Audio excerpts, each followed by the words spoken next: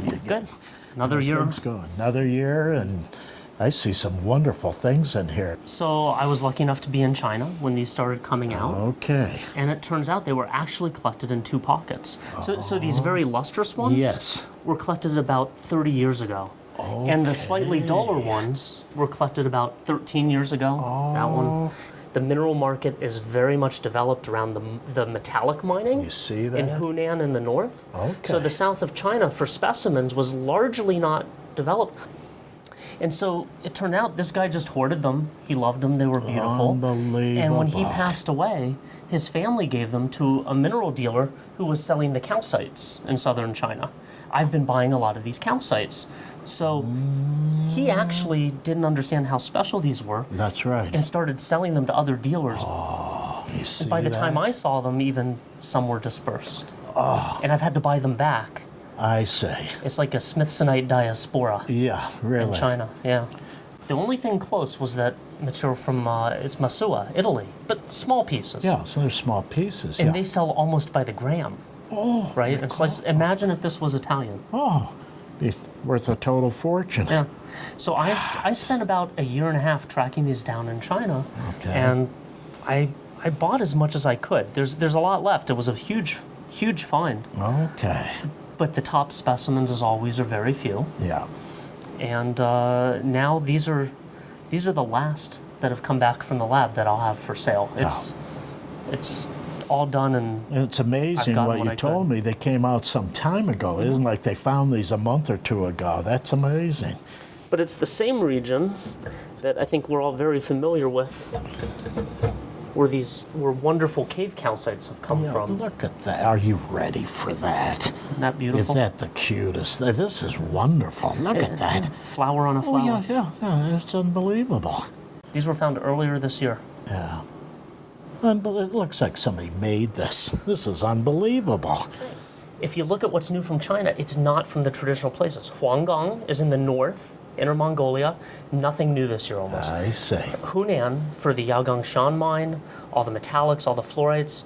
Shanghuapu is the green fluorites. Almost nothing new this year. All these are in the north, in the mining districts. Interesting. Where the industry is down between Russia and the world. Exports, imports. So the mining's not as much. I see. My minerals, I spent time in the south this year.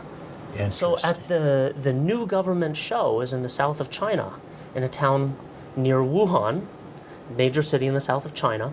And it turns out it's the origin of the Chinese Bronze Age culture and copper mining. Oh, okay. And believe it or not, I went to go see the museum. I walk into the museum in this town, and there's one of these the size of a table in the museum. Oh my God. And I said, holy cow, I've never heard of this from China. Is that African? I said, no, it's from this mine. Oh, It's you the- see that? It's the oldest working copper mine in the world. Oh, for Pete's It's called the sake. Tonglushan mine. And there's a picture of it in my high school world history textbook. Would you believe that? Of the mine museum. And they have one of these the size of a table sitting in the front foyer. And I said, well, these come out of the mine? Yeah, sometimes. They weren't bringing them to the market because the African material is so cheap Exactly. that the mineral dealers in China sell the African material. They buy it from their friends who are involved in mining in Africa. Yeah. They don't bother to sell their Chinese malachite. Would you believe? Boy, they're smart. Yeah. Oh, they know how to. So market. I'm sitting there at dinner in this little mining town in the middle of nowhere where the Chinese Bronze Age started, looking at something like this, the size of a table on my phone, and it finally occurs to me to just ask them, well, do any of the miners have pieces? Can you believe that? So this is when I bought at dinner that night. Oh, that is so neat. Look at that. We're talking about something different in a mineral that's so common. Yeah. Look at these spiros. Oh, that is a fabulous find. And this has come out apparently for 100 years, gradually in boggles the little mind. pockets. You They see never that? brought it to market. That's amazing. Again, this is all from the same mine. It's unbelievable. I like it when you use words like that. So No, it really the is. funny thing is, I love the story behind this. well, we're having food. I stayed there a couple days, Yeah. and they think I'm an idiot. I'm paying for this malachite And they're all telling me, but you know, the African stuff is much cheaper and you can get big pieces because that has the value there. Yeah. Oh, it's wonderful. This is one of my favorites. A brain. Look at that. It's like a big plant of some sort. Yeah, it looks organic. Isn't that a wild thing? And I didn't clean it. I left it. Wonderful. It's kind of dirty, so you can believe it's natural. It's like a miracle this stuff showed up, and how little the world knew. This is the known location. These have been coming out for years, and these are known. This is from Anhui province, which is again in the north of China. Yeah. This is a producing copper mine, and specimens have been coming out. It's just a particularly good one. Oh, it's fabulous. So I can't say it in Chinese well, but they call it, obviously, eyeball rock. Yeah. Because of the the eyes in it. bubbles. Always like the Sumev stuff. Mm-hmm. Beautiful. They're small crystals, but it's a gorgeous specimen. There's not enough of it around. Oh yeah, it just disappeared. Yeah. It's amazing. Oh, it's very nice. Very good. And where's that from? Germany. German. Okay, it's a very nice cluster. Yeah, nothing wrong with that. There is one other interesting new find here. Okay. The sulfur's there. Brucite from Pakistan. It's an alpine deposit brucite. Do you mean the yellow too? Yeah, it's all the colors for is Pete's brucite. sake, I see. I thought it was sulfur up there. It's funny, on the calcite. Yeah, from a distance. I don't know what the coloring agent is. Yeah. But it's all brucite. We've analyzed it. I got you. I mean, it's 100% sulfur color. Intense yellow. That is really cool. Look at that. All the way around, it's a complete specimen. Yeah, And you know, jewel. the classic brucites are just colorless to gray and boring. Yeah, they're nothing. Who would think, seeing a picture of this, that's a That's what I brucite? say. And then if you see, I didn't say I just walked by it, but there's no thickness to it. So sulfur, you just don't see sulfur in this particular shape. It's the color. And if I would have stood there, I would say, no, wait, something's funny here because it's so thin. It doesn't make sense. This was a huge pocket. It produced hundreds and hundreds of specimens. Oh. But of course, most of them were damaged. And it's iron-stained calcite from Daya. Believe that? This is Talking about character. Look at that thing. This is near the location that produced the red inicites, if you remember from the 90s. Yes. Boy, something different. Something different. Yeah. All different. I mean, you can see holding it in your hand. Yes. If you zoom in here, you can see the layers. Yes, It's very much so. Under a millimeter thick, each layer. I mean, they're just It's a layer of malachite on this, tenths of a millimeter right there. There's Exactly. 3 bands that I can see. Unbelievable. No, so what happens is you literally just can pop a fingernail under, pick this off, and it's either lustrous or not underneath. I got you. It's 50-50. Yeah. So even on the same piece, you see. No, that's wonderful. So here's the funny thing. Again, China. They're from Africa, but all the mining business in Africa is done by Chinese. How All the interesting. Chinese engineers now who are in the polymetallic mining business, well, they know Hunan and other mineral dealers from the mining regions of China. So their buddies get to go to Africa and get the African minerals that used to come to the United States see and that? to St. Marie.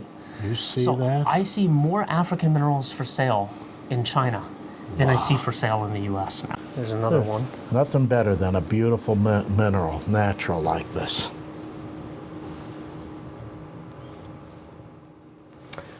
So these came out in, what's this year, 17? These came out, I think, December to February of 16. 16, 15 going into 16. Okay. I started seeing them in China in April of 2016. Right. Okay. Well, they're wonderful. And see, again, here, Very see, smart to if a grab. piece Oh, yeah, comes there's off, an example. there's the malachite. Okay. And it's just layer Yeah, upon layer. very thin coating on there. where do a lot of Indonesian things go? yeah. To China. See that? Oh, yeah. See, what's good about this, I like the isolations of the balls. Two-tone colors here, deeper color, then they get lighter when they're free. They're probably the same color, but see, the lifting of these Gives an and illusion. yeah, exactly. And it's dark in the background, so these jump out at you. Yeah, this is a killer. This is unbelievable. I have to admit, I thought it was a fake. I soaked the thing in acetone for 2 weeks. I see. It's real. Oh, and yeah. and of course there's others. There's Yeah. the whole pocket was stalactites. It's just unbelievable. yeah. The contrast. And it's a very good rich shade of blue. This a little deeper and then the lighter blue. I've never seen anything like this come out of the ground before. Wonderful. Look at it. And it isn't repaired. It is not repaired. Wow. Believe me, my first thought on seeing this Yeah. is it was Can't be true. It Yeah. was faked. Yeah, My second exactly. thought is Yeah. it's repaired. Yeah. We had this in the lab 2 weeks. It didn't come apart. Uh-huh. Put it in actually for another month. Oh, It is legit. unbelievable. And again, it's from a Caught my pocket. eye when I it's not walked like in here. it's I not like couldn't believe there's it. only one. Yeah. There's multiples with the stalactites. Right, exactly. You know, more and more minerals are art Yes, oh yeah, in absolutely. the U.S. and Yes. even in China. So it occurs to me because we're staring right at it. Yes. I just actually did a trade with a Chinese collector who's a longtime art collector who traded me a piece of art for a mineral specimen. Oh, you see that? Okay. Yeah. He's a very This famous some- Chinese artist. Would you believe that? And so to help him get over the barrier, Yeah. I and another mineral dealer are actually trading this well-known art collector fine minerals for fine Chinese original art. Isn't that something? But what's good about this is by treating art and art minerals Right. similarly, both myself and this other American dealer working with this art collector are able to get someone into the world, and conceptually you realize it's the same thing. Yeah. That's it for what's out here, and we Yeah. talked about bringing out 2 last special things. Oh, But I think it's Oh, easier to okay. just set them on this table. yeah. That's Okay, okay? fine. Very Okay. good. Okay. I think it's pretty self-explanatory. Oh, look at that. So I had 3 of these. Oh, look. One broke in shipping, and then there were 2. And this made it all fine, huh? Yeah. Good. Look at that thing. It's mesmerizing, right? Oh, yeah. It's just. That's what I'm having more fun seeing unusual things showing up this year. And boy, these are very unusual. Never saw anything like that. Switching back to classic. So before the show even started, I was here 10 days ago. I came in for the day. There was a Swiss collection that came to Tucson. Have you heard about this yet? No, I didn't hear that. There was, I don't even know Okay, the that's name where of the we're last seeing- owner. There was an amazing Swiss collection. Wow. It was here 10 days ago, and it's all, it sold, I guess, God, within it's- days. I don't even know the name of the person who brought it into town. Wow. But, Okay. but there's just piece after piece where you're just like, wow, Yes. that's real? And undamaged, beautifully collected Swiss material. And so this Very is one good. such piece. This is from the Rufiebach pocket, which is in the 1980s Bancroft book. Oh, okay. It's probably the single most Look famous at this. pocket ever collected in It's Switzerland. unbelievable. Get some of that glow here to it. Yeah. And so I bought this on trust, on instinct, that it was a killer. Yes. I've since found out a bit more about how It's it fabulous. ranks. Just Yeah. fabulous. Probably the This top of its size, I've kind. never seen a better one. So what happens is the pocket took 8 years to collect. It was this big, deep pocket. 5 people died in the collecting of the pocket, and the story is told in the Bancroft book. And there's a picture Okay. of this man. And apparently, most of the large crystals they get cracked from the freezing and thawing of the ice. Yeah. That fills in the pocket during part of the year. Okay. This got put in my hands. I got goosebumps from a quartz. Doesn't come any better. Unbelievable. Have you seen a better Swiss quartz for our taste? I don't think so. I've seen bigger. I've seen some good ones Yeah. and I've seen some bigger ones, but I would have to match them. So what we've seen big plates. Yes. From this pocket. That's right. But to get a hand-sized specimen like that has character, Yeah. brilliance, everything you want in a specimen, it has. Aw, Thanks a lot. you're like an uncle. He says the nicest things. Hello, Bob. Good morning. Good to Good see morning. you again. It's a pleasure seeing you in Here we Tucson. are at Westward Look again. Again, every year. You bring, it's a and pleasure. you bring fine minerals here when you come, and we Yes. appreciate that. You've got one here that I want to talk about a little bit. It's a beautiful fluorite. Tell me more about that. Yeah, actually, this one I got about half a year ago. Yeah. But when I got this one, actually it was almost twice as big as Really? now. Yeah. Really? And I trimmed off all the matrix on the back, and now you can see the wonderful Can we- yeah, let's open it aesthetics up. of the piece. That's a fantastic. And you say it was much bigger than that? Yes, it was much bigger. Here you had matrix here, and you had some matrix there, but going over the crystal, and you know, Really? that killed the aesthetics Of a little. course, And I of thought, no, course. it might be a good idea to trim it down a little to get out the more of the color of the crystal Yeah. and also a better aesthetics. The matrix is kind of sugary. Was it easy to work? No. The matrix on that is like, whew. Oh, okay. It's not the best. The best idea to trim because it's really hard work. That's something. Yeah, it's all the tiny quartz crystals here, Yeah, very well yeah. crystallized. From Switzerland, you have a specimen, I think. we Oh need yes, to I have a look at. wonderful smoky quartz from Yeah. Swiss. Yeah, this is very impressive from that find. Yeah, good. Yeah. Deep color. Yeah. Yeah, nicely skirted with other fine crystals.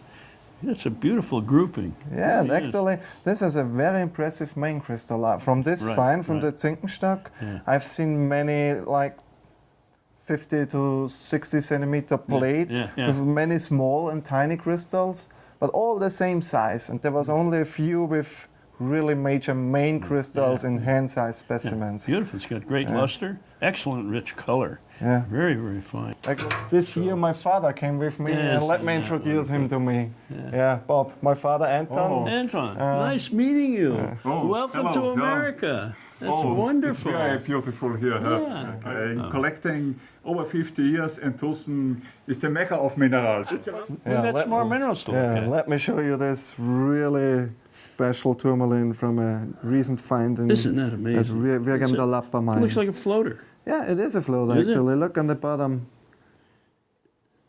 All yeah, fine yeah, crystallized. yeah. A wonderful You know, flat. usually when you have these on the quartz, they are often trimmed off, and then you have all the chisel signs here, but not on that one.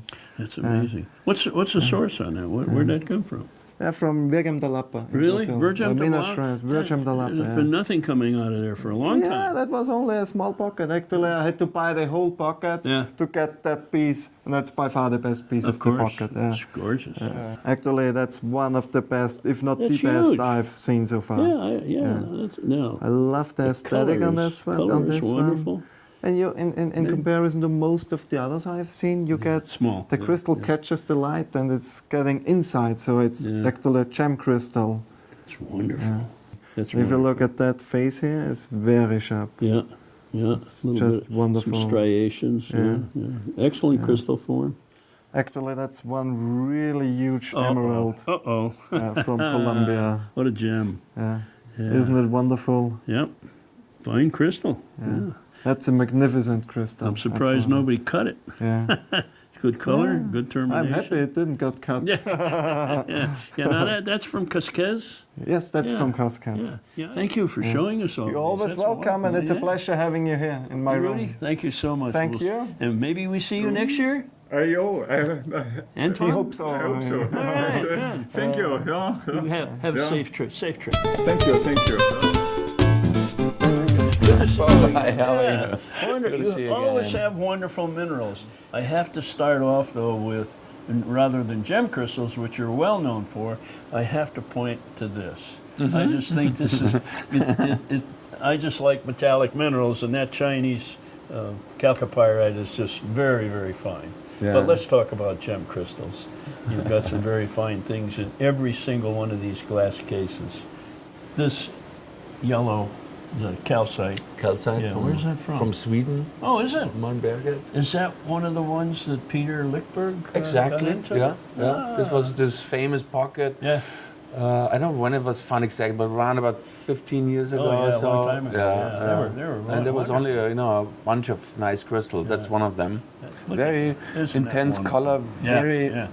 I mean, exact beautiful form, no luster, damage and perfect everything. termination. And what's very interesting, actually Peter told me about that, it's how old the things are. Oh yeah? If I remember right, this must be like 2 billion years old. Really? Well, there's a Japanese twin in this case that has caught my eye. Which is also from an alpine deposit. Is it? But in Nepal. Oh, Nepal, wow. It's also alpine type material that you find in the Himalayan mountains and in Okay. the Alps, Can you obviously. take it out of there? Of course. Any chance? That's a gorgeous, gorgeous twin. Anybody who loves Japan twins would love that. Yeah, it's a very, very good size. Yeah, excellent. And a nice composition with the single crystals there. right. Beautiful. Really fine. From Nepal. Now, what type of deposit did that come from? It's like an alpine deposit, like Okay. these quartzes come from. Okay. But no smoke. Like in clouds, that, you know, Oh. quartz in the clouds. Okay. And I didn't see smokies there or gwindles from there. None. I don't know why, but the Chap twins are fantastic. Gorgeous. Yeah, that's Also nice phantoms we've seen, but I never saw a great gwindle or a great smoky quartz from there. Okay. Of course, we know Tanzanite. They get a lot of compliments for the. Sure. But this specimen, everybody asks, what is this? It's such an intense color, a very weird thing.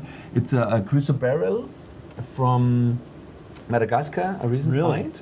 All right. And usually, you know, we have the chrysoberyls, like sixlings or twins, Yeah, and they're cloudy.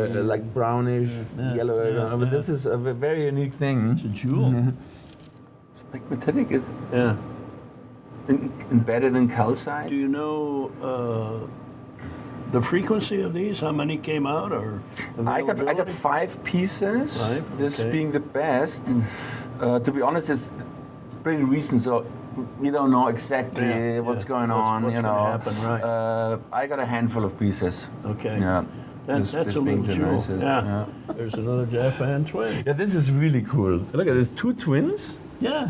Yeah. and 2 different type of twins, a tabular and a like regular twins Yeah. side by side, like a sandwich. That's Also- really cool. Also Nepal. Also Nepal, yeah. How about the quartz right behind it? That's glassy. Isn't What do it? you guess where it's from? I have no idea, to be honest with you. I'll say the same locality. It's just, No, it's Arkansas. It It's is Arkansas. Yeah. No, that's very, very fine for Arkansas. It really is. Well, let's see. Oh, yeah, I wanted to talk about the pollucite down here. That is an exceptionally rare mineral in pegmatites. It used to be, anyway. And the size of, I saw one over there, and this one, the size of those crystals is... It's enormous, you know. It's Yeah, like I mean, this. that's amazing, And amazing. usually you have polysite or beryllianite, but they have both an exceptional size on one specimen. Yeah, That's pretty unique. And yeah. that's Afghanistan? That's Afghanistan. Okay. It was a find like a year ago.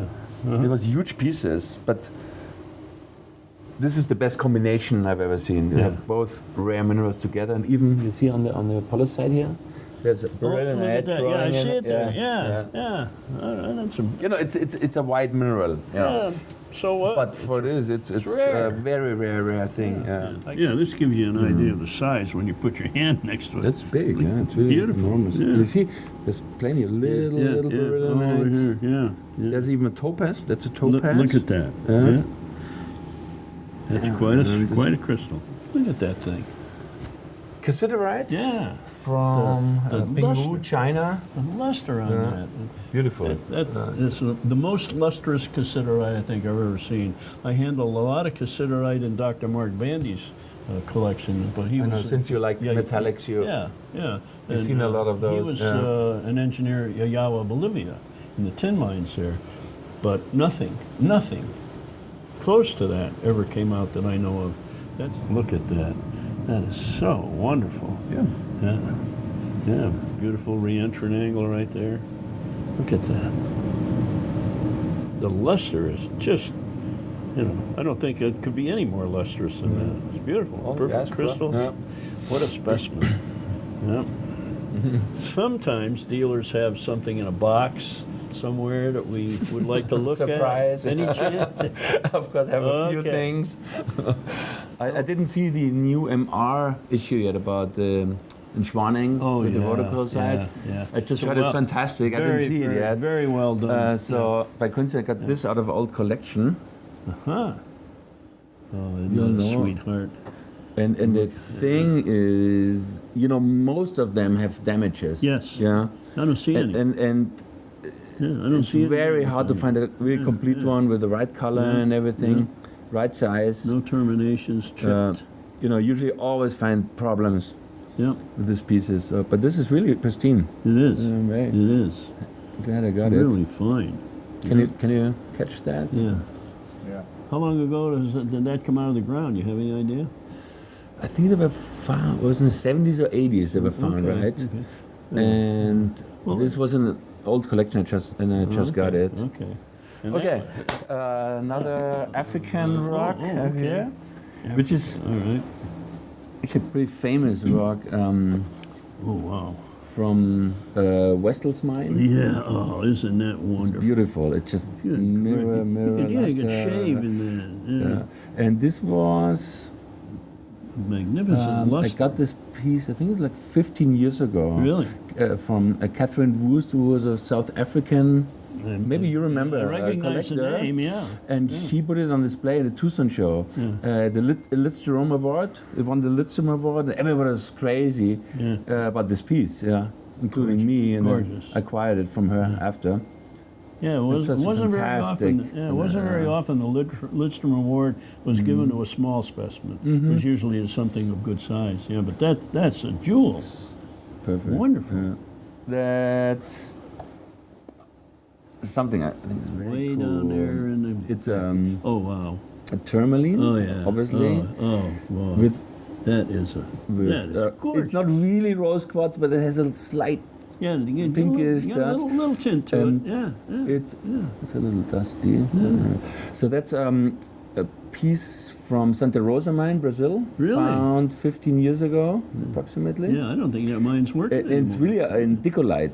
Yeah. It has a very Little nice bluish. blue color. Now it's more into the greenish. So that's really, I'd call it indicolite. What perfection. And it's really perfect and not repaired. You know, usually when the tourmalines are so thin and slender and delicate, they break by nature. You know, but this is really, there's no repair on it. It's It's a wonderful. fantastic thing. What a display piece. If we get some backlight, it's probably the best. Oh yeah. Oh, look at that. Yeah, there's the color. Yeah. That, And and it's the Jimmy all the way. 360. It's it's fantastic. What a rock, Love it. boy. Yeah, it's things like that that would make anybody want to start collecting. Yeah, really, that's exceptional. But This is then my favorite Bonanite. Okay. I went to- I was From to- China. I think they are the best Hey, quality wise. they rival anything that came out of England. Yeah, Yeah. and this in particular is Absolutely. this like I think 8, Oh, 10 wow. years Oh, ago. isn't that and nice? it's so beautiful Look and at so that. perfect. The perfect wheel. Yeah. Yeah. What always With the quartz is shooting through. What It's just- always got me was the brilliant luster along the sides of Mm-hmm, the crystal. But this has it on the face too. Yeah. Look, even the back. Yeah. Nicely Luster, set off with yeah. quartz. Boy, that's a super piece. Re-entrant angles are very deep. So you start collecting now? I'm sure you filmed plenty of Rhodo sites from Sweet Home. But I think I just love this nice, thing nice. because it's an isolated crystal Yeah. And Jimmy. perched in the matrix. Jimmy. And it's also old famous piece from the Good Luck Pocket. Okay. And when the owners, I don't know how it worked, but every owner got a piece. Yes. So this was Yes, one of yes, them. Yes. Oh, it is. Yeah, it was, Okay. you know, Yeah. Yeah. Jim Iron, the lucking and yeah. all. Yeah, the original investors each put up, I think it was initially $10,000, but then they had, more later. Yeah. And then they got first choice. And I can see why that was picked as one of the first choices. Yeah, Look at that. Yeah, you can see right through it. Wonderful. And now something you don't expect to see with me. It's a hydroxyl borosite, Really? which is like a white mineral, Yes, not yes, yes, gem, yes. no blue, red color, yeah, whatever. yeah. It's just a white thing. But I think it's the best That's a rare one. in the in existence I know of. Yeah. You know, it's such a rare thing. Yeah. There was a And few super that, gem. yeah, a few that came out of England some years ago. They were kind of bluish, but that's beautiful crystals, large, exceptionally large for the crystal, for the mineral. Yeah, very nice. So that's the last one. That's a Okay. alpine thing. Okay. A very, very fine gwindle. I think it's Beautiful twist. Beautiful. Yeah, got a great twist has to it. the right color, Excellent color. the right Yeah, proportions, yeah, luster, everything there. Yeah, very, very fine. Yeah. This Look at thing this. shooting off. Yeah, yeah, that's very nice. Is it? Yeah. Catch it like that? Transparent. You know, the gwindles are a great example of the fact that quartz crystals actually grow with a twist. You know, a single crystal, you usually don't see it. But when they stack on their prism faces, then that twist comes into play and gives the gwindle that curve. Yeah, you can Yeah, see. that's wonderful. Thank you. Thanks so much for showing us thanks all for those coming. good things. This is great. Still at Westward Look, and we're out here in the parking lot. When we were doing some things here at the motel, we ran into Manuela, a wonderful Hello, Italian Bob. guy. How you doing? Good to see you. My pleasure. And he said Brian. he had some new fine things from Brazil, of all places. So Yeah. we came up here to take a Why look at not? what he's got. Why not? Okay, so let me show you. Actually, this is pretty new stuff. Yeah, brand And new, this see? is, yeah, brand new. This is some rare mineral. This is a bertrandite, that is a beryllium mineral, Right. a rare beryllium mineral that is usually found in small, tiny crystals. Look at that. Look This is one flat of I've never seen extremely. that many Bertrands in one Yes. place. Well, it was good chance, good luck to find these Look things. at that. Yeah. They're bladed. Yeah, they are bladed. Someone The could say, "Oh, nice steel bites." They look like. No. Yeah, it's got steel bites luster, pearly luster, but come on, these are wonderful. Look at this. May I point you on this steel? Yeah. This is a pristine piece. So they're It's- from Brazil. Yeah, these Okay. are from Golconda mine, Oh, okay. and God, that old place still producing. yeah, That's it's something. it was been opened back after 20 years almost of not operating. Yeah, weren't they and- looking for blue tourmaline? Yeah, they were looking for kind of, they were mining for tourmalines, blue color, something like that, because probably they got some order for this stuff. Okay. And they ran into this pocket that is unique So for this the is all quality. one pocket. Yeah, this is all one pocket. May I show you Yeah, you another got another thing? flat. Yeah, this and here we have something that Look is at quite unusual and rare. It's actually bertrandite in combination with tourmaline. There is a tourmaline with a little blue cast to it. Yeah. It's Very kind nice of bluish, combination. and it's actually all complete, all around. yeah. This is something really nice Beautiful. and Yeah, pristine. sharp. Yes. All right. Let me show you also Yeah. this object. That Yeah, is I've never seen really, Bertrandite this size. look at this. Never. Oh, look at that. And this actually Gee. double-ended Yeah. floater. Wonderful. What a Again, nice miniature. Yeah, this is Yeah. something really nice, exquisite. You see? And the contrast with these little mica worms, let's say, this is pretty cool stuff. And Yeah. really, again, it's Yeah, I mean, the crystals are extremely rare. perfect, and they got beautiful Yeah. luster. Yeah. Amazing size. Yeah, this is My something gosh. really nice. And there is also another style. These Oh, are look at bright on feldspar. Yeah. You see this? Yeah. And the size of the crystal and the quality. Yeah. This is about 4 centimeter. Gee. Yeah. It's something that is extremely important. Almost 2 inches. That's Yeah, amazing. almost. Yeah, a little bit less. Look at this. This is fantastic. All complete around floater, Yeah. and with Look a at that. Crowned, Purchased, yeah. crowned with a wonderful Bertrand. And actually, it has also a little bit of contrast because the feldspar is a little bit creamy, and the bertrandite is bright, Snow white. porcellanous Yeah, thing, and the luster is fantastic. Yeah. You see that we have some combination here. Yes. They are nice, very nice, but this is something crazy. Oh, look at that. Let me show you this object. Tourmaline crowned with Bertrand. Yes. What a wonderful combination. Ah, that is so nice. I mean, nothing like this has ever come out of the ground before. These are the finest I've ever seen. This kind of stuff has been found, if I remember well, in between 20 and 25 years ago from the same locality. okay. The found was much smaller.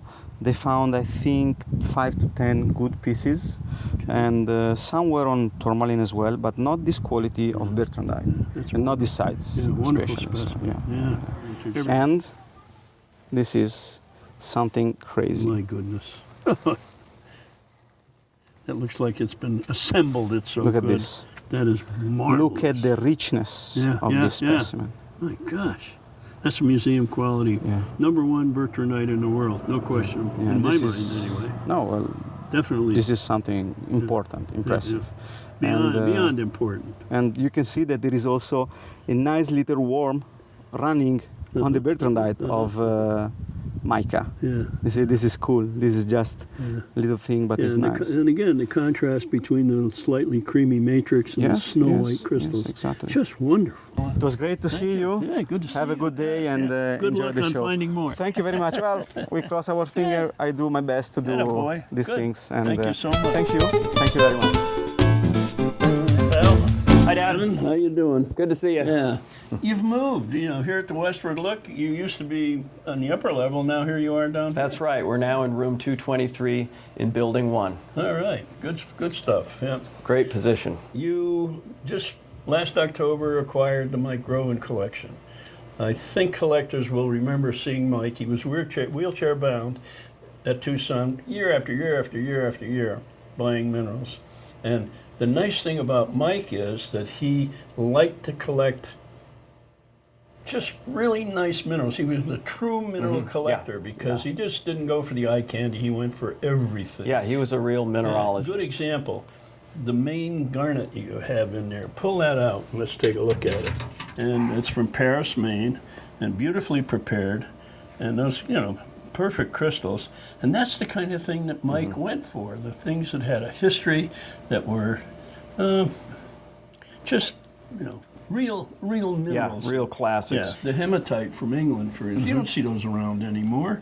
And, you know, Not too much in this quality. This is a very fine kidney ore, Yeah. old time piece from England. but I like This is a very fine example, as good as it gets. Yeah. Nice. Mike liked hand-sized specimens, and that's, you know, so most of the things in his collection are that type, you know. Yeah, this is a very fine example North Polar. of a Russian axonite with a smoky quartz.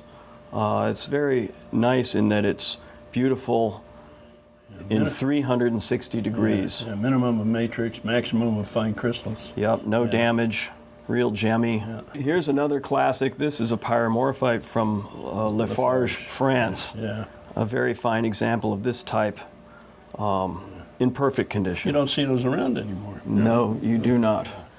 Beautiful vanadinite on. What's the black? Is that It's a manganese oxide on white barite with very red, cherry red vanadinites from Mibladen, Morocco. okay? Yeah, this is really top quality. This is a cyanotrichite, which is a fibrous secondary copper mineral, but it's from a lost locality in Idaho. That How about that? yeah, the famous digger Ed McDowell mined these in the 1950s, I believe, and the locality has since been lost. Oh yeah. Here's another Yeah, thing look at in that. Mike's collection, a Isn't very, that fun? very fine quality butte covalite. Yeah. How many years since those have been available? Yeah. Wonderful. So, and it's really neat. Mike was meticulous about curation of his collection. Every piece has a hand-painted label on the bottom with all the information and the catalog card. Basically, these are manganese oxide stalactites Oh, okay. that have become coated with vanadinite. Look at that. This is the first time vanadinite stalactites have been found in Morocco since 1994. Now, the 1994 find was in Taouz, Morocco. These are from Mibladen. Okay. So this is the first time occurrence of this quality of stalactites from Mibladen. Yeah. Look We bought the entire pocket. We were fortunate enough to get control of the whole thing. And this is something new we're debuting here in Tucson Wonderful. in 2017. This is actually a fairly recent find. This is a spectacular 3-inch electric blue azurite crystal from the Milpias mine in Mexico.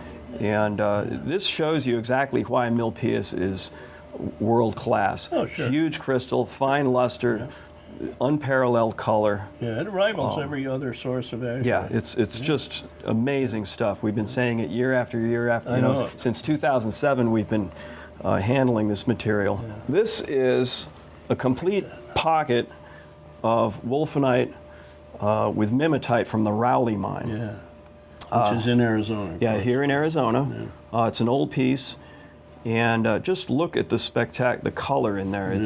This really gives you an idea of what, how these minerals form. Well, I've got a very special piece over here from Mike's collection. Okay. Oh yeah. Oh yeah. Yeah. This is an English classic. This is the extremely rare mineral Laracanite from Wheelgorland in Cornwall, England. This is an exceptional example in a very large specimen. It's 15 centimeters across. Mike Groban acquired this from the collection of Dick Barstow in about 1970, but I'm sure the specimen was collected in the 1800s. This is really a fine piece that also from Mike's collection. This is an exceptional crystallized native copper from Michigan. Look how sharp those crystals are. Yeah, it's about 6 inches tall. This is from the Amik mine, which was operated by the Calumet and Hecla Company in the Upper Peninsula of Michigan. And this one we were able to trace back to the actual miner who dug it. We can show you an example of these cards. These file cards are very important. Take a look at this. Every specimen that Mike had, he had a file card. Just pull one out. For example. Yeah, look at that. He's got all the information there, who had it, who he got it from, what he paid for it. Does this one have the old label glued on the back? If there's an old label, it would be glued on the back. Yeah. So here's an example. So you get the complete Here's provenance. An example of that. Yeah, there you go.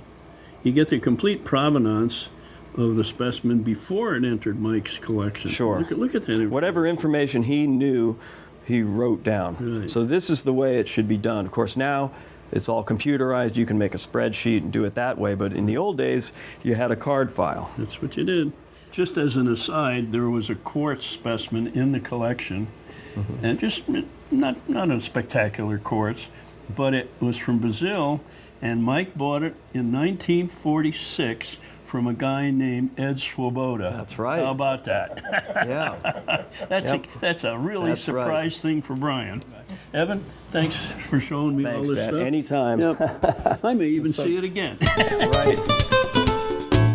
Lois, how are you? It's such So a good to pleasure. see you, by golly. You are the mineral expert for Cristal these days. Well, I don't know about expert, but Oh, yeah. I may be the mineral patsy for them. Okay. So- When I walked in, I absolutely almost fell over because of this rock. Let's that talk about cool? it. Yeah, let's talk about it. Recently, we have gotten the stuff from the Oriental mine, and the gentleman who owned the mine, Don Dickey, it's been in his family for years. His mother owned it originally.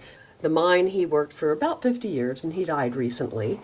And so we're now getting pieces of the mine. He'd never sold any of the pieces. I He's had see. them on loan. This particular piece had been on loan to the LA County Museum for 35 years. Good grief. But No, it didn't I look was like there. I never saw that. Well, it didn't look like this. Oh, okay. That you probably would have stood right next to it and missed it Yeah. because it had never been prepared and it looked just like a big rock. Yeah, so in the last 2 months, Wayne and myself have spent a lot of time preparing the piece and etching it and doing all the work involved in it.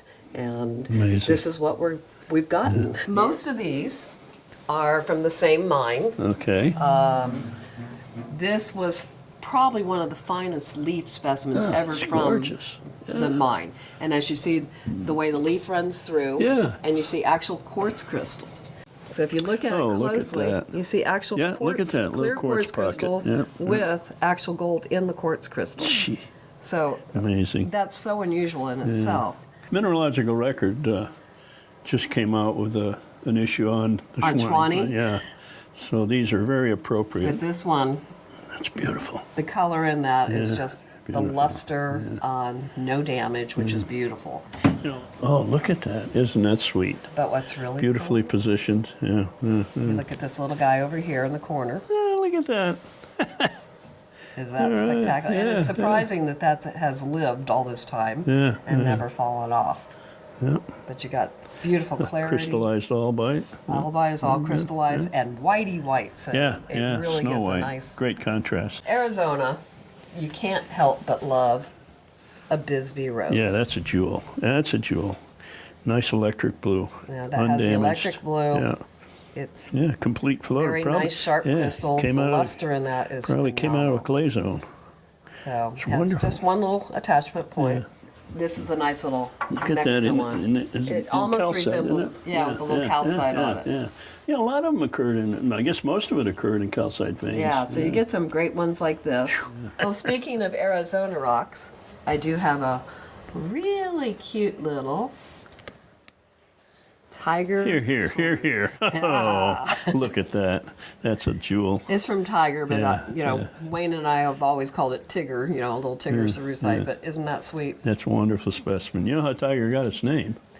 The guy who owned the mine carried his gold around in a leather pouch. It was made of a tiger scrotum.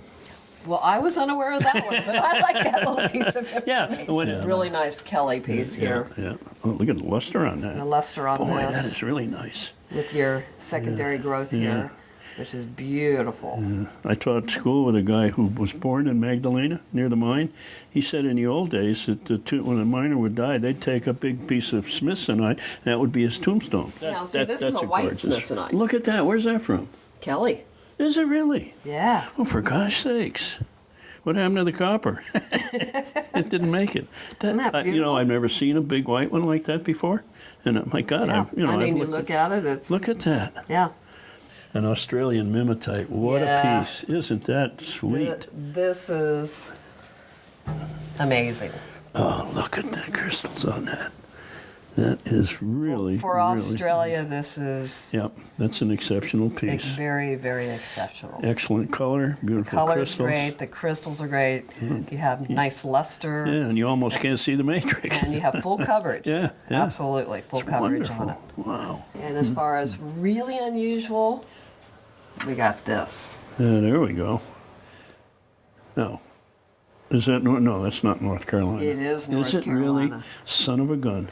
That is really That fine. is North Carolina. Wow. Is that amazing? Yeah, that's one of the nicest ones I've ever seen. Most of them are kind of milky and cloudy looking. Yeah, this has that's a really beautiful sharp. color. Yeah, sharp great crystal. size. Yeah, good termination. So, yeah, this is another piece that came out of Wayne and Donna's collection recently. Oh, isn't that nice? Yeah, With a nice beautiful. little cap on it. Yeah. And Is that from the that's a, river deposit? yeah, that's the tank. I can't pronounce that one. so- Tecaral. Yeah, thank you. Yeah. But I do minerals. have one very special group over here. I have Let's take a Wayne look. and Donna's English collection. Uh-oh. Isn't that nice with the nice chunky crystals very on that? lus- Yeah, It's very just- lustrous. The luster's very, there. Very nice. Boy, and another one over here. Oh, that's unusual. with Yeah, the it has quartz a on. little They occurred with quartz, but not bladed quartz like Not that. bladed, Usually yeah. just lumpy yeah, you crystals. get Yeah. your lumpy like that. Wow. It is something. Yeah. I mean, if you want to become an English collector, There it is. There it is. There That's You like got a one good of the example of every one of the better known things that came out yeah, of there. and just pristine, every single one of them. Just Quite a beautiful. sweet. Oh, look at that. Is this stunning? Isn't that cute? The way those things lined up. They just Yeah. and if you And a look little close, sprinkling. a little sprinkling, and then you'll get little wolfenites in there. Yeah, I see them. See them. little Just little wolfenites. yellow things. Huh, Isn't that cute? That's spectacular. That's really a nice sweet. I do have a couple pieces that they are actually going into the light gold collection. Okay. So the only reason I have them here because they're not for sale and Yeah. will be in their collection. This particular one here, Oh my goodness. as you look around, you see the crystallization. There is not a bad spot. Yeah. Talk about three-dimensional. This is Yeah. from the El Dorado slide. There the was heck is never a that? mine. It's just an area. The gentleman who found this was using a metal detector. And it was not in a pocket in a mine? No. And it's still in that shape? Yes. My gosh. So I walked in one morning to work, And Wayne is sitting at his desk, staring at this with his shit-eating grin on his face. I mean, he's like the kid that was given the key to the city. Yeah. And I can understand why. that will go into their collection. And it was found like that. Found just like in that. a slide. In a slide. Key. This one is Colorado Quartz Mine, which everybody's familiar with the mine. Sure. And Yeah. And I'm assuming since they use a metal detector there, yes, that's how it was found. but you look at those octahedrons on Yeah, that. yeah, look at them I up mean, here. Yeah, Yep. Yep. Beautifully I crystallized. mean, this is what gold people dream of. Oh, sure. Yeah, I was underground there watching them with the metal detector one day. Well, thanks again. Thank you, Very Lois. much appreciated. Bob, good to see you, brother. Good to see you, man. You How have are you? contributed. I'm great. You have contributed so much to the science and hobby of mineral collecting. Thank you. So have you. Mining operations and stuff. And you always have good stuff. Thank you and very I much. understand you've got one or two things that I need to see. I got a couple things that I didn't get a chance to share in the first filming that we did back up at the house. Okay. And so I wanted to get a chance to share them with the community, and so I've got them here. So this is a treasure, probably close to Brian. Oh my goodness. Look, a blue cap. Yeah. Gee. Isn't that wicked? With a beautiful skirt of quartz, little albite. And I think this is about, I don't know, it's about 7 6 or inches. 7? Yeah, just about 7. Yeah. And it's got that crazy glassy cap Yeah. that pocket's known for. What pocket was this? This was the first pocket. Okay. I know there were 2 pockets, but this was definitively the really famous one, and we can see it here. Look. Yeah. You can see that luscious color. Yeah, it's got the right color. God, that's so Easy to get fun. light through. Can you imagine digging something like that? No. My goodness. I can only dream of digging something like that. Who specifically did dig that pocket, the first pocket? I believe it was Bill Larson, Ed Swoboda, Okay. and I don't know if there was another person involved. So that's a treasure. I just wanted everybody to be able to see that. Here, this is new out of the Goboboseb. The Goboboseb Mountains in Namibia. Yeah, there's a little bit smoky at the ends. Yeah. That's a really nice flower for there. This location's been producing some great stuff. So those are the pieces. Wonderful. Great. Always a pleasure, Keep Bob. bringing the good stuff. I'm going to keep trying. Thanks, man. Thanks. Take care. Here we are. Here Good we to are see you again. indeed. Yeah, Westward look. The first time. Yeah. Well, you have great stuff, and we want to Nice. talk about it. All right, let's do it. Yeah. You were telling me about Stan Esbenshade. Of course, he's a great digger. He And is. he's working over at the Chino pit over in New Mexico. And all these coppers came out of there? All these coppers came from Chino, and Stan collected every one. Wow. And he's been doing this. He had a contract, I think, for the last 5 years, or maybe more. Yeah. And in the last couple of years, he's found these slabs of copper that he has to prep and etch out of matrix, and they come out in these fantastic sculptural things with great crystals. Here you have a whole bunch of silver sulfasalts and chemistry, and silver chemistry, really. And they're from... Most of them are from the Bill and Carol Smith collection. Okay. Everybody not every one, but... Yeah, everybody remembers Bill and Right. his wife. She worked the Denver show a lot. She was Exactly. very important with that show. You know, that mine's been closed for so long. You know, look at that. Yeah. Good crystal form. Very, very good. Yep, thank you. One of the things that caught my eye when I walked in was this monster. Sure. And I looked at it, and I said, it's got to be pirate. No, it's got to be a pyrrhotite. Got to be a pyrrhotite. If it is, it's got to be from Dalnagorsk. Correct me. Oh, I already did once. No, they're pyrite bars from the Buick mine in Missouri. Yeah. They're famous things. They're usually just single Right, bars. right. So a cluster like this is I've never- unprecedented. I've never seen a group Yeah. like that. I've Yeah, seen it's plenty fantastic. of singles. And usually they're not terminated. They look like this. Yeah, they have that cross Exactly. termination. But these you can tell are terminated crystals. Yeah. This one, this one's doubly terminated. That's wicked. I'm very sure that was something that came out of the upper oxide zone, way back when the Germans were working the mine. I don't think that's, a relatively recent piece.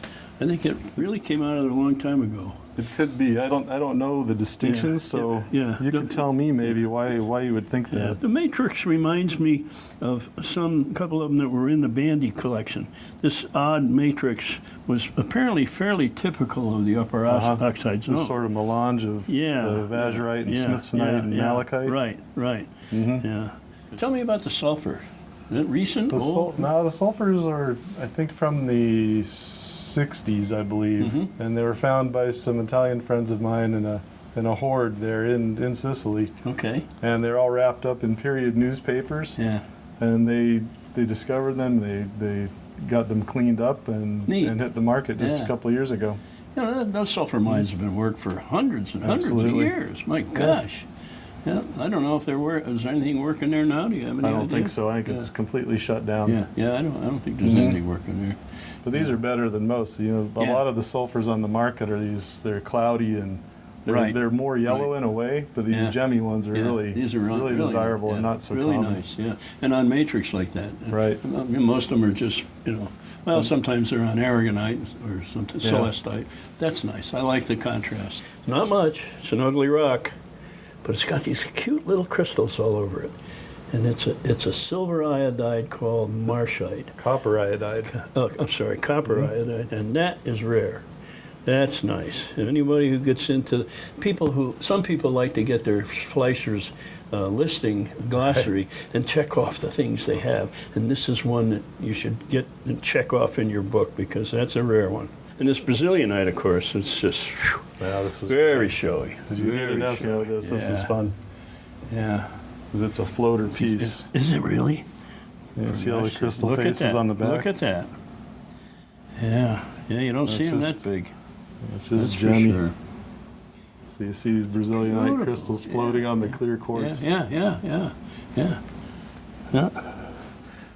No damage of any consequence. Yeah. Good color, good luster.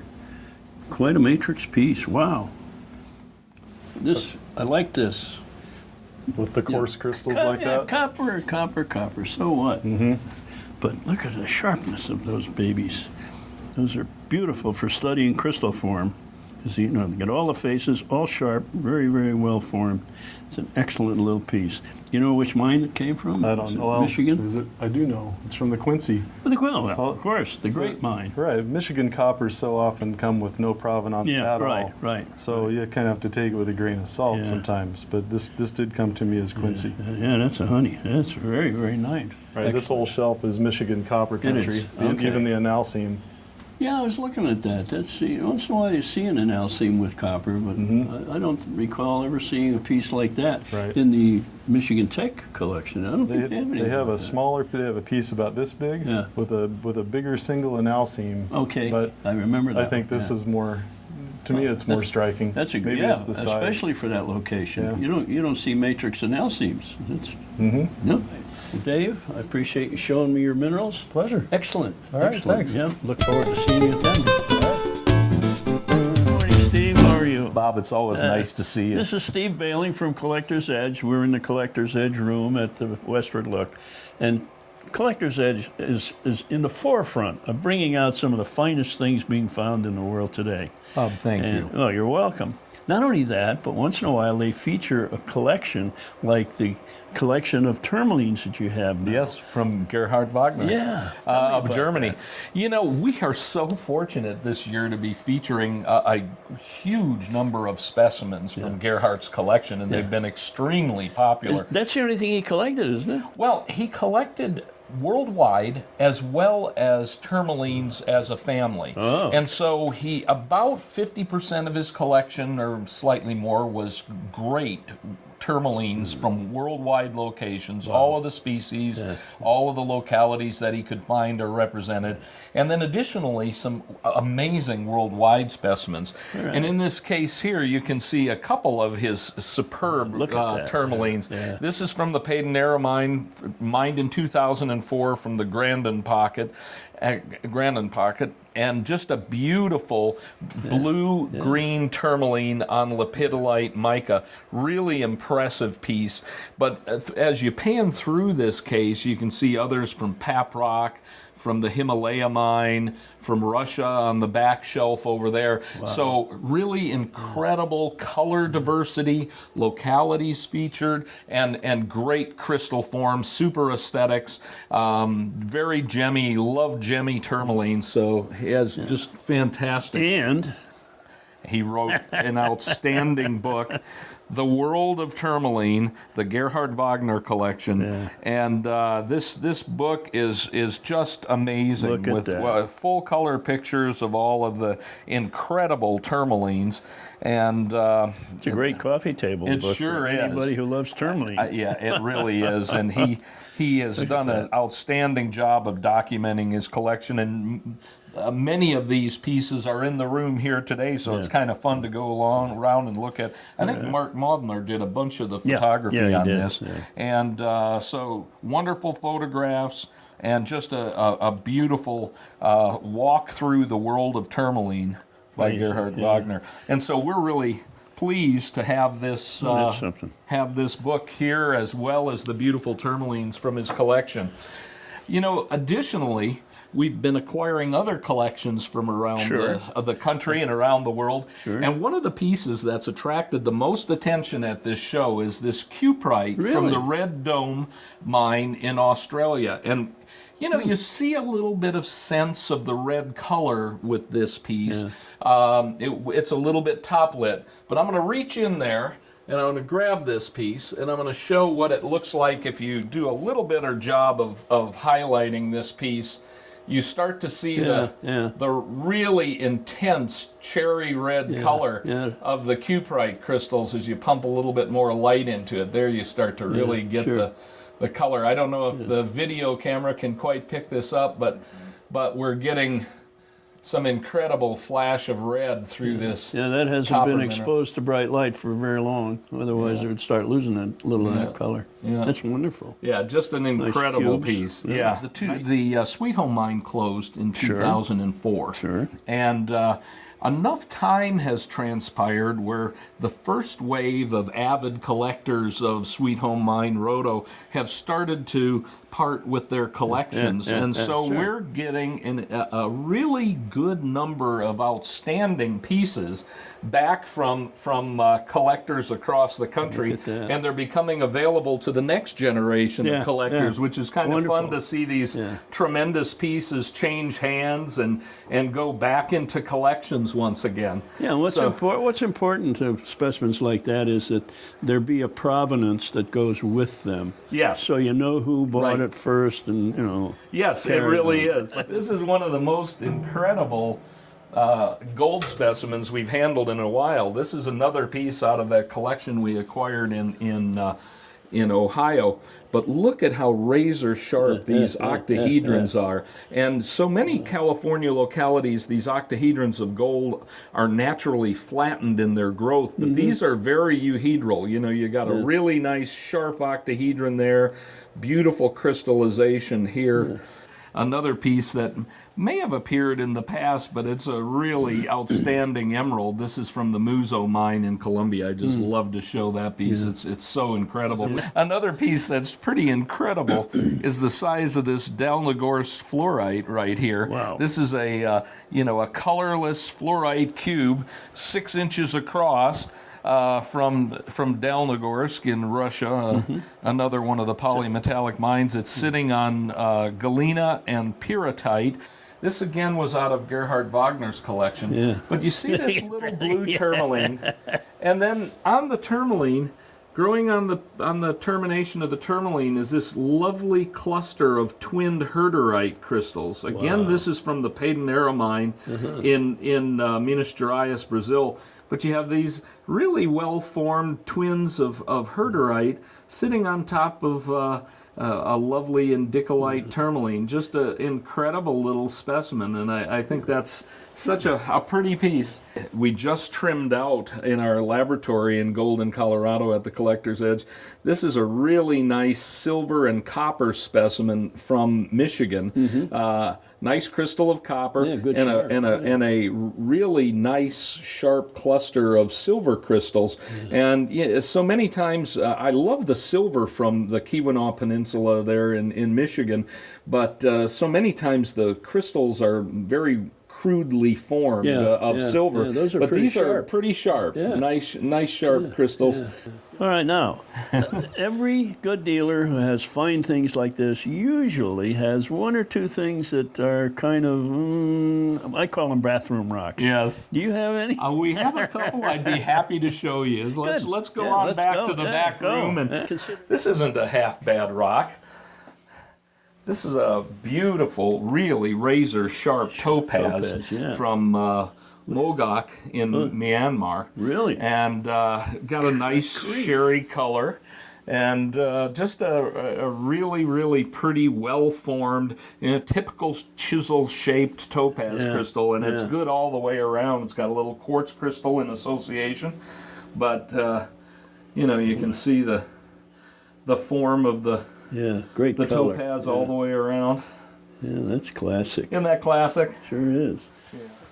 Bob, I'm going to show you another piece that I think is just really special. Oh, wow. This is out of a really special pocket that was found about a decade ago at Paprock in Afghanistan.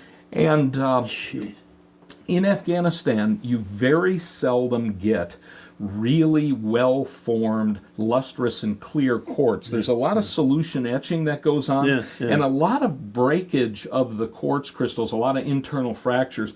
And this is a really fine example of how aesthetically beautiful these clusters from Paprock in Afghanistan can be. Good heavens.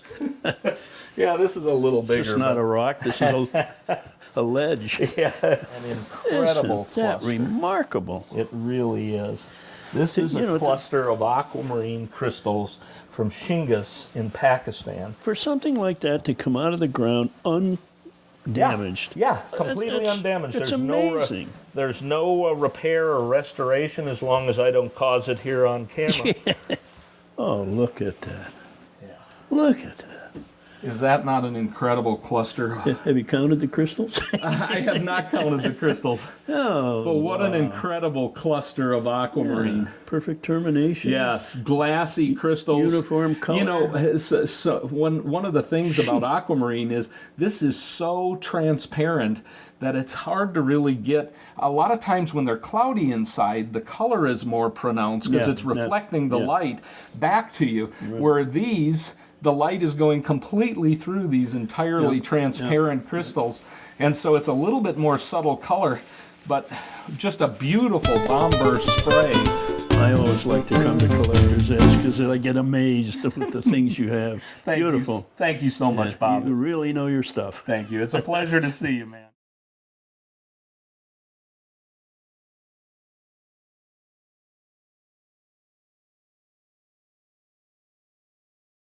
With Leslie Moaklock, who is the curator of the Rice Museum of Northwest Museum of Rocks and Minerals.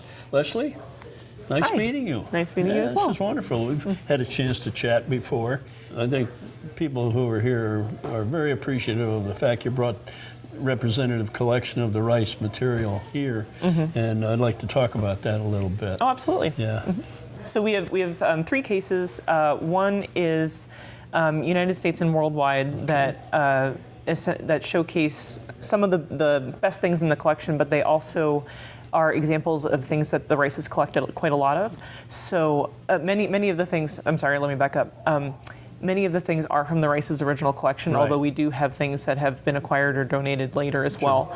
So the Rice's collected a lot from the American Southwest and from Mexico, and they went on trips to the Southwest and to Mexico, and went sort of here, there, and everywhere to pick things out. So we have a number of pieces representative of that region of the United States, and then they were also just interested in minerals widely, and so I chose some of the pieces that are from our worldwide collection that are sort of giving from the history, an yeah. idea of what they were like as collectors. Exactly, yes. Okay.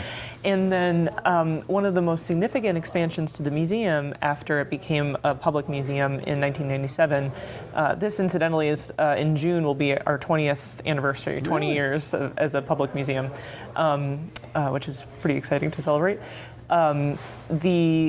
One of the biggest expansions that happened to the museum after it became a public museum was the addition of our Northwest Gallery. And so curator Rudy Chernick, who, I don't remember the dates that he was at the museum. Some of you may know him as Mr. Zeolite. Oh yeah, he wrote the book on zeolites. He literally wrote the book on zeolites. He was a mailman, but loved minerals and collected. And I think you have a fairly extensive display of some of his zeolites. We do. So Richard Rice's old workshop where he used to work on the equipment that he would use for logging was Rudy transformed that into a Northwest Gallery. So it showcases specifically minerals from the Pacific Northwest, many of which he personally collected or acquired for the museum during his tenure as the curator. So the second display case is focused specifically on Northwest minerals, exactly. So we have on the bottom shelf, there's a beautiful epidote and calcite plate from the Green Monster Mine in Alaska. Oh boy. That was also an early public museum acquisition, and Charlene loved that piece. She said it was so difficult for the miners to clean the mud off the epidote without etching the calcite, and it was quite a labor of love to figure out how to clean the piece up, but they did a splendid job. Another difficult thing was working on top of Green Monster Mountain. That was a horrible place. Yes. It really was. That as well. Let's see, I kind of go up the... I noticed some petrified wood. Not a lot, but some. Agate, actually. So we of course, much petrified wood is agatized, so it's almost the same thing. But yes, so in Oregon specifically, most of the material that we're known for is more agate and lapidary materials. So we have, there are many varieties of agate. People are probably very familiar with like the banded agate nodules, but you can also have plume agates, and I don't think I have the saginite on display right now. We also, of course, have Oregon State rock, which is the thunder egg, which is a special kind of geode that forms inside a volcanic nodule. And a couple of the ones we have on display are filled with opal, including a fire opal that we have from Opal Butte in Oregon. And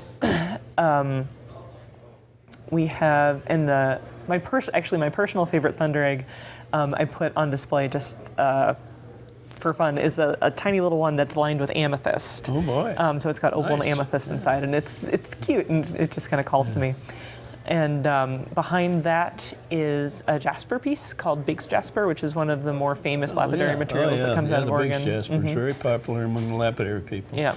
I'm curious of your background and how you ended up with the Rice Museum. Great question. So I'm a little unusual in the mineral world because I can't say I started when I was 4 years old. Oh dear. I actually didn't come to enjoy and appreciate rocks until I was an undergraduate in college in Massachusetts, and I took a geology survey course, and a month in I was hooked. It changed my life. And then after I finished in school, I came to the Rice Museum, and I've been here for about 2.5, coming up on 3 years. Yeah, that's pretty exciting to be associated with that museum, isn't Extremely. It was my unicorn job. It was my dream job that I never thought I'd get a chance to do, and here I am. How difficult was it to pack and transport the Alma Rose, excuse me. Third one, yeah. Well, so obviously my heart's been kind of going since we took that off display, but the difficulty for that isn't so much moving it, it's more getting it off display and moving it into its crate, because it's a very heavy piece. It's about 70 pounds. Is it really? Yes, because it's got that big granitic matrix on the back, so that weighs quite a lot. And so getting it off the base into the crate, and then packing up the crate. But once it's in the crate, it's snug as a bug. To me, that's the finest example of rhombic rhodochrosite in the world. bar none. I'll argue anybody about that. Well, I appreciate And it's that. because not only the size, but it's got a beautiful cluster of crystals all intergrown, which are gorgeous. A little bit of late forming stilbite on them, but then it's Calcite. associated with quartz and calcite and fluorite and the sulfides. It's a wonderful matrix background. Absolutely. And one of my favorite things about being the curator of the Almaros is that I get to see it out of the case. And there are so many details you really can't see even from just a foot away behind the glass. It has these wonderful blue fluorite cubes that grow on the end of quartz crystals, so they look like little lollipops. Isn't that And something? these gorgeous little sprays of calcite, here and there, smaller rhodochrosites that are interspersed as well. And then the tenantite above the matrix as well, that kind of gives it that nice dark background that makes everything stand Great up contrast, off across it. And being able to see the multiple generations of mineral growth kind of tells a story of the evolution of the pocket as well. And I love mineral stories; they're my favorite. And then of course you've got the eye-catching big Rhodos, and so who doesn't love those? Yeah, well, I've got a great story about that specimen.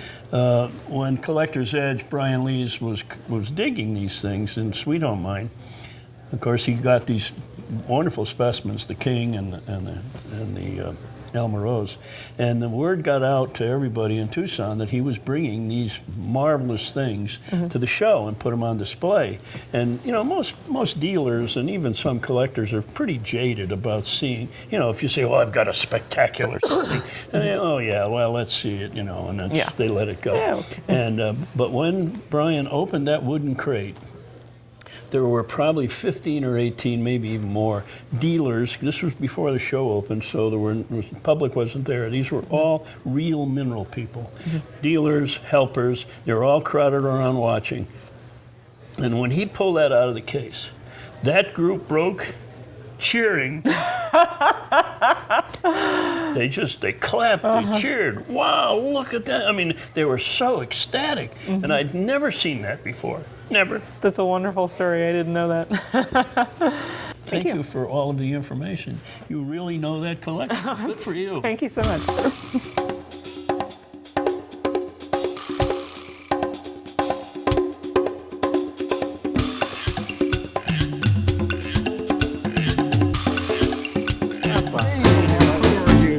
Very nice to see you again. It's unbelievable that 1 year has passed. Yeah, And I like your hairstyle, by the way. I have to mention that. It's very, very nice. You know, first time I saw you, walking, I thought, no, this can't be Dave. When I saw closer, oh, that's a marine style haircut. Yeah. Very good. I'd like to just point out a few pieces that I have this year. Okay. I'd like to start out with this fabulous piece of kunzai. Oh, yeah, that's beautiful. And then you have a green tourmaline when you backlight it from bottom. Oh, look at how the color neat in that there. are. That's beautiful. Yeah. Yeah, I got it. Yeah. Beautiful. What I so like about this piece is usually you can get a single gemmy crystals of kunzite, but to have a green tourmaline on kunzite without no repairs, that's something very special. And another special thing, it's isolated and it shows like a sore thumb. This is tourmaline from Paprug, and I would be very glad to mention this piece is an ex-Steve Schmel piece. Oh, very good. He used to have in his He has collection, wonderful, and this piece is in a case. Steve Schmel book too. Very good. I am very proud to have this piece, very on my much so. hands. It was like Exactly. it used to be my dream to have something from these high-rank collectors in my Yes, collection. that's and right. this is a fabulous piece of Paprug tourmaline. Absolutely. Absolutely. With a really and it's fine, perfect too. yeah. If you see the color, Oh, yeah. it's the balance on this specimen for me is one of the best. You have a beautiful two smoky quartz on the side, Clevelandite. So this is again another example. A really fine. They're very hard to get kunzites on matrix. Very see the much so. color? What's interesting about this, I'm going to explain here. Here's a perfect terminated crystal with all the crystal faces here.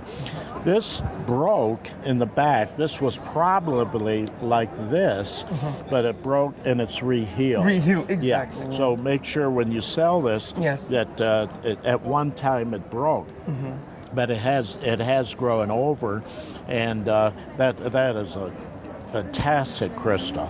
So I'd like to show you one combination piece of aquamarine with spessartine garnet quartz on albite. Good. 4 minerals in one. Would you like to have a look at that? Sure, by all means. The association. That's beautiful. Here you got a cluster of aquamarines with the spessartine garnet with the albite.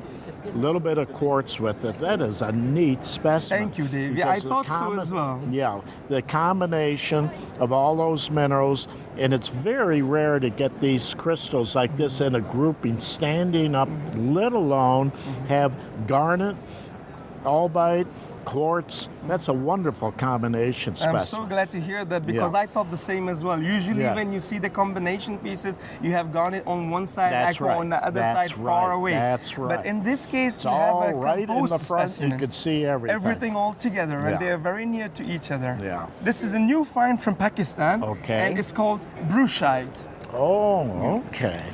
The color. Yeah, the color makes it so special. Color, yes. This is a new find, and usually you get on a clusters form, but this is on matrix. Yes. Yeah, and that's wonderful. Yes. And that rich yellow color. This is what makes it so usually special. kind of a dull green. Dull green, usually they are, but this is new find, and a lot of collectors have appreciated the really lemon yellow color on it, and especially when you have on matrix such a major thing. Thank you so much as always. I appreciate coming in, and it's always a pleasure to be with you guys. Thank you so much. Thank you, thank you, Brian.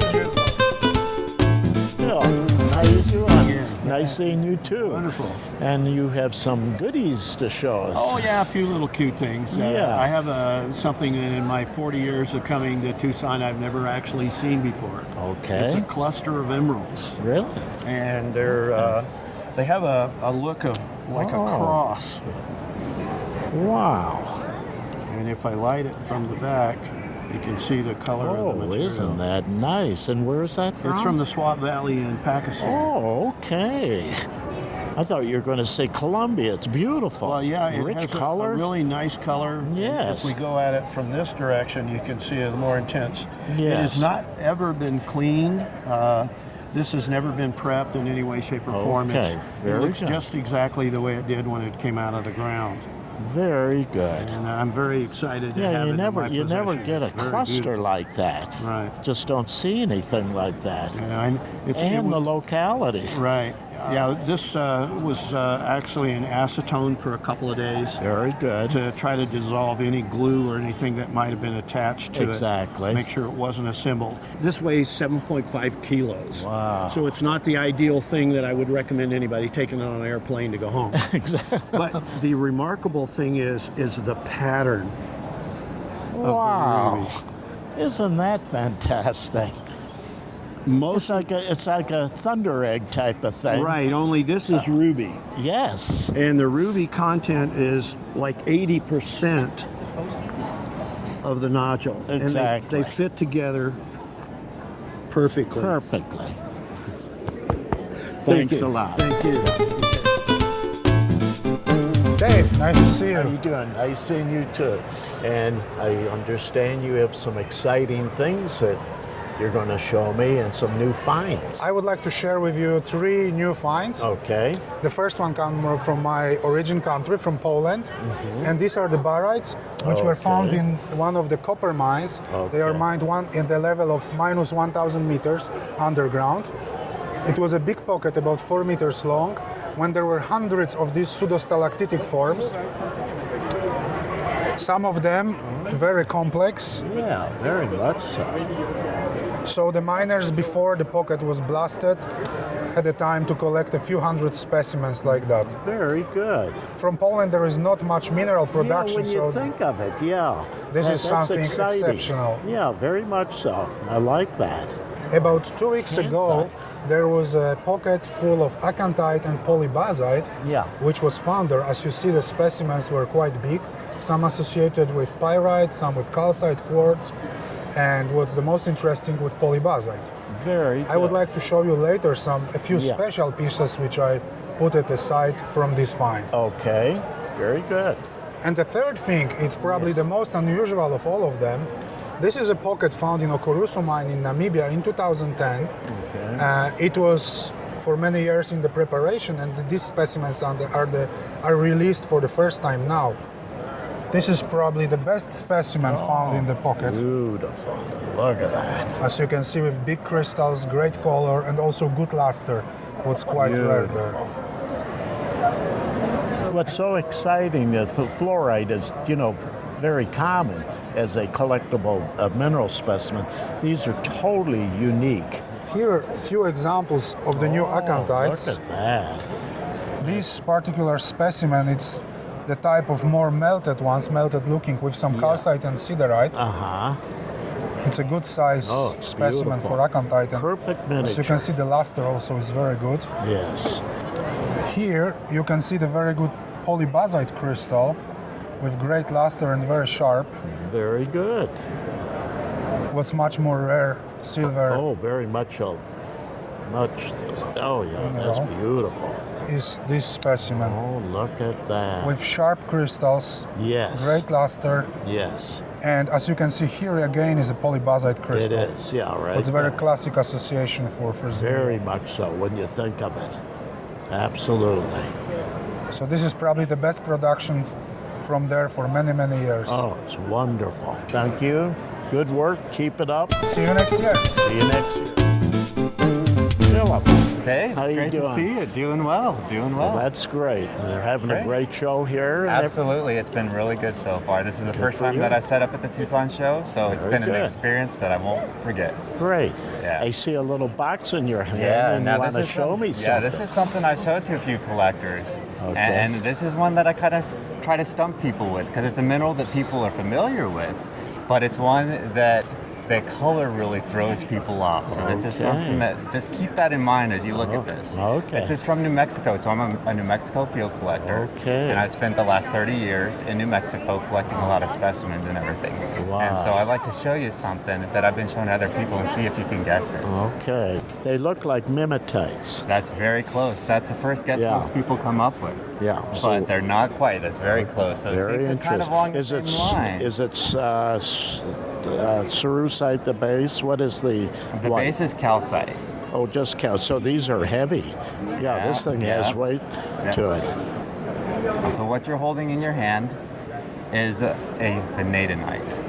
It's a vanadinite. It's a Okay. vanadinite. And so very different. Yeah. like I said, the color will throw you off. You probably haven't seen anything like this before. No, do you know what else throws me off? What's the that? translucency of it. Right. You never see anything. Never see this anything has like some, it. If you can zoom in there a little bit, Brian, this has actually some little gem sections within the vanadinite. Yeah, see that? It's really I was high tempted quality. to say that, but it's too Right. transparent. Right. No, it's a real So the cool unusual story thing. behind this is that back in the 1890s, they were mining this place by Hillsboro, New Mexico. It's called the Macy Mine. Yes. And they started running into this mineral. Yes. And they found this mineral. They didn't know what it was, so they did a little bit of work on it. And they ended up calling it inlachite, which is actually, so this is what's considered arsenic-rich vanadinite or arsenation vanadinite. Very so it's good. basically the member between vanadinite and memetite. So memetite is your arsenic member. Yes. And vanadinite is your vanadium member. So this has the same amount or same quantity, 1-to-1 ratio of arsenic and vanadium. Would you believe and so that? later on they did a little bit of work on it, a little bit more classification on it, mineralogical work. And they figured out that it's not a mineral; it's just an intermediate member. So now it's just kind of a varietal name that's been kind of grandfathered in. So it's not an actual mineral. Now they just call it arsenation vanadinite. Oh, I see. Right, and that arsenic is actually what gives it that really bright lemon yellow color. How interesting. Yeah, I started showing this to a lot of different New Mexico collectors, and it turns out this is probably the best specimen that has ever come out of the mine. Would you So you're believe holding that? the world's finest inlachite Good for or you. arsenation That's vanadinite. wonderful. Congratulations. Thank you very much, Dave. Thanks for care. stopping by. It's good to see you. How are you? Hi, Dave. Good to see you. How are you? Hi. Nice seeing you again, and you have a new piece to show me, Yes. and it's right here. This is a One right here. fantastic specimen. It's one of the amethyst geodes, but it has something very special about it. The lighter color, smoky, looks like a box, and then you have a lid on it. Yes. It's very unusual. And then the lid has a handle on the top. It's like you're opening up a box inside of a geode. Thanks, Brian. Blue Cap Production. Congratulations. We love you. Thank you. Another lovely piece to Thank you, you're Dave. showing us. We appreciate you. Thanks Thank a you lot. very much. Kevin, how are you doing? Good to see you. Nice seeing you again this year. Which is, you see Goose Creek are usually in this size. That's a regular size you're gonna see. Yes. But I have. And what is the mineral? Goose Creekite on quartz from Nasik area. Okay. Yeah, and I have one of the biggest Goose Creekite geode work. Look at the size of it. Oh, that is something. How often do you see these come out? Is it? Not that size, sir. Yeah. You see like a dime or a quarter size. That's what I'm talking about. This is unique so far. This is unique so far, yes, sir. Okay. Well, that's great. You're sharing that with us. Thank you, Dave. And keep up the good work. Just want to show you something unusual. Yeah, that's what we like in this our program. What's Hot in Tucson? How are you? I'm well. Saw you the other day. Nice and how to are see you you doing again. now? I'm And doing very Are you well. having a good show? I am always. Well, I've been playing saw around that. with these electric opals. It's a highlight. We're calling them electric opals, and they are known for their rare daylight fluorescence. They're the only gem found that has notable color-changing fluorescence in just the UV of sunlight. Good. So it's got a very high fluorescence. Oh my goodness! And you Look can at see- that. How yeah. neat! That turns orange-like. Yeah. Oh yeah, that's beautiful. Yeah. Right there. And Look then at you can that. get a couple different waves. Oh, I see. And then as you That's turn really this cool. off, the hackmanite gets even darker purple. Oh, so this looks so beautiful in the sunlight. Now this hackmanite really looks lively, as you can see. Well, keep up the good work, Thank you and so much. thank you for bringing that over to Thank our you so attention. much. That's exciting. Yeah, Thanks a lot. Hi. How are you? I'm good, how are you? Fine. I saw you go up to the stage last night and receive a wonderful reward for the beautiful case of thumbnails you have here. How long have you been collecting thumbnails? 2 years. 2 years? You did this in 2 years. Good for you. That is great. I see several pieces in here that I was very surprised how fine the quality is, and we'll just go over a few pieces. The overall collection is magnificent, and I'm going to repeat it again. It's the quality of an adult putting this collection together, so you can be very, very proud of what you've done. And it's really wonderful to have you aboard. And you live here in Arizona, I understand. Yeah. Okay. And somebody mentioned to me that you are kind of working on the state mineral being wolfenite. Yeah, tell me a little bit about it. So, wolfenite, there are a lot of mines in Arizona that have wolfenite, so we're thinking, why isn't wolfenite our state mineral? Yeah. A lot of people like it. It's very pretty, and it comes in a lot of different varieties, so we've been trying to work with it and trying to get our state mineral. So I think it's this week or next week. We are having one more meeting to decide if it's going to be our state mineral or not. Very good. It's getting close. Yes. Do all of you feel that it's going to be voted on? And Yes. It really should. And you're so right. Wolfenite is definitely one of my favorite minerals, and you have a beauty back there. I see that orange one way back there, and then you got one. We have this one. Yeah, there it is right here. And I want to congratulate you. Keep up the good work, and next year maybe you'll have another exhibit we can see, okay?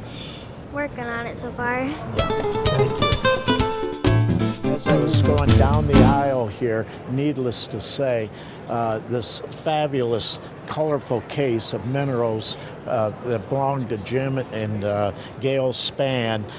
Once again, here's an outstanding collection of minerals of all various types. One of the items that caught my eye immediately was that barite with matrix on it from South Dakota.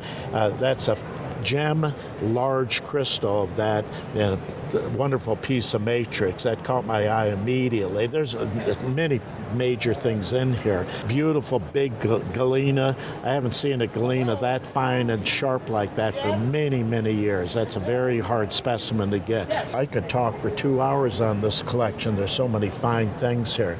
Look at this calcite down here. There's 2 calcite I noticed. This beautiful calcite from Tennessee, and on the matrix like that. Just a lovely, lovely specimen. Then in back of it is another calcite from, where is that, Missouri there. It looks like a twinned off specimen. Very unusual. You just don't see that like that. 2 of them going like that. Fine native silver from Michigan on copper. Those, they call them half-breeds, the nickname, but that's native crystallized silver, and then at the lower part of it, that's all crystallized copper. They're so wonderful to share their collections with the general public and the Tucson Gem and Mineral Show. So everybody, you be proud of them and proud of what the wonderful minerals that they bring to the show. I am Peter McGaw. I am the exhibits chair for the Tucson Gem and Mineral Show, a job I've done for nearly 30 years, which adds up to at 160 exhibits a year, or just under 6,000 exhibits over the last 30 years. Well, every year we select a theme to sort of help the exhibitors decide what to bring. And this year the theme is Minerals of the Midwest, which was actually a theme we put in by popular acclaim. We'd had a number of Midwestern collectors who were bugging us for many years about why hadn't we gotten around to doing the Midwest theme. And of course we have a lot of Midwesterners who visit us every year in Tucson for the winter, not just for the show. And so we decided we would go ahead and do that. And fortunately, and not surprisingly, a number of the most aggressive of the agitators, or the most urgent of the agitators, put their minerals where their mouth were. And we have some really spectacular exhibits of things from the Midwest featuring individual mining districts and also sort of more regional groupings of specimens from what we make is a slightly expanded version of the Midwest. Even though our theme this year was Minerals of the Midwest, we wind up with one of the cases that comes to the very top of my list because it's very topical here in Arizona. There's been a movement afoot to have wolfenite named the official state mineral. We already have copper as the official state metal, petrified wood as the official state stone, peridot as the official state gemstone, and bolo tie is the official state neckwear. So we needed an official state mineral, and a number of people got together and have been pushing for it. It's not a done deal yet, but it appears to have passed the Senate and then goes to the House. And so we have a great case of Arizona and elsewhere wolfenites designed to help the people in Tucson understand what wolfenite is and why they should call up their representative and urge them to vote for approval of Arizona as the new state mineral. This is one of 3 cases brought by Don and Gloria Olson, and they were probably the prime agitators for Midwest minerals to come to our show, and they really came through with flying colors for the materials they brought. This is an entire case of minerals from the Sudan mine in Sudan, Minnesota, an iron mine, geologically a banded iron formation, but spectacular hematite-included quartzes giving it this beautiful, strong red color. And you know, this is the kind of thing that you only see when you have a locality collector who's been building an assemblage like this for many years. And I have to point out my favorite, well, not necessarily my favorite, but the piece that I asked them to bring, which is the little anticline in the back corner, which is layers of iron oxide with gaps in between them and quartz growing in between. So that apparent fold actually has to be very early in the solidification of the deposit, or actually forming at the time of the deposit, because otherwise you wouldn't have such neat banding between the individual layers of the iron oxides. But truly a remarkable case and really a labor of love. They've been building this suite for more than 40 years. Yeah, Jim Gebel brought minerals from the southern Illinois mining district, which largely translates into a spectacular suite of fluorites of varying colors from the famous mines of Cave and Rock, Annabelle Lee, the Denton, that kind of area in southern Illinois. And he's obviously spent a long time putting together a suite of extremely fine specimens demonstrating a broad range of colors, associations, and sizes. They range everywhere from miniatures to, as one might expect, large cabinet specimens. One of the things that is true of the Midwest is a lot of the rocks there are big. They're not as big as they are in China, but they're still pretty good sized rocks. Dave and Karen DeBrun, also well-known mineral collectors from the Midwest, brought 2 cases, one of the Spotlight cases, another a 4-foot case. The Spotlight case features minerals from the Montreal mine in Wisconsin, which was famous iron mine, so there's large specimens of the sort of splinters of hematite that were famous from there. Some beautiful spherical calcites stained with hematite or included with hematite, giving them a very nice pink, almost a pale mangano-calcite appearance. And then 2 spectacular rhodochrosite specimens from there. Probably, you think rhodochrosite in the United States, you think Colorado, but these rhodochrosites from Michigan definitely stand up very, very well, better than anything else in the Midwest. Their other case is minerals from the Michigan and Illinois lead zinc district. This is one that was a little new to me, even though I'm an economic geologist. I wasn't as familiar with that district as I'd like to think I am, but beautiful galenas, sphalerites, and the prince of the case is a 15-centimeter twinned galena that would be the envy of any lead collector's case, and probably the envy of any chiropractor who had them as a client after they've come home from taking that specimen to a show. Next we have to move south in the Midwest. In fact, TGMS expanded what is classically considered the Midwest a bit further south than most people do to pick up Arkansas, because we wanted to include Arkansas quartz. And it's not really fair to lump Arkansas with Texas or the Deep South. So Arkansas seemed like it belonged as part of the Midwest. And Jim Zigris just blew it out of the park. Christmas a year ago, I believe it was, he hit a big pocket at the Zigris mine in the Hot Springs area in Arkansas, and he brought a specimen of quartz group, which is almost as tall as I am, and I certainly couldn't get my arms around it. The points are in perfect shape. The thing came out of the ground intact. There's a beautiful piece of the sandstone matrix on it that is actually where the quartz is derived, that was dissolved and then reprecipitated as the quartz crystals. And then next to it, he's got a big case filled with some of the prettiest Arkansas quartz crystals I've ever seen, the size of basketballs, just beautiful prismatic water clear crystals, only very slight milkiness at the base of some of them. Surely the envy of any quartz specimen from anywhere in the world. So let's stay in the Midwest, and if you know the Midwest and you know calcite, then you know that Terry Heising's got to be around somewhere. And Terry has a spectacular case of calcites representing a number of the major districts throughout the Midwest. He's actually one of 7 calcite collectors who participated in a calcite confab, all devoted to calcites from the Midwest. To me, the jewel of Terry's case is about a 15-centimeter high calcite that is stained or included with catenosite, giving it a beautiful blue color. So we should mention a few of the exhibits that are not strictly from the Midwest. Maybe the exhibitor is from the Midwest or simply didn't feel they had the rocks to play to the theme. One example that I have to mention because I'm a Mexico collector is Irv Brown's case. It's a spectacular 4-foot case filled with everything from miniatures to cabinet-sized specimens.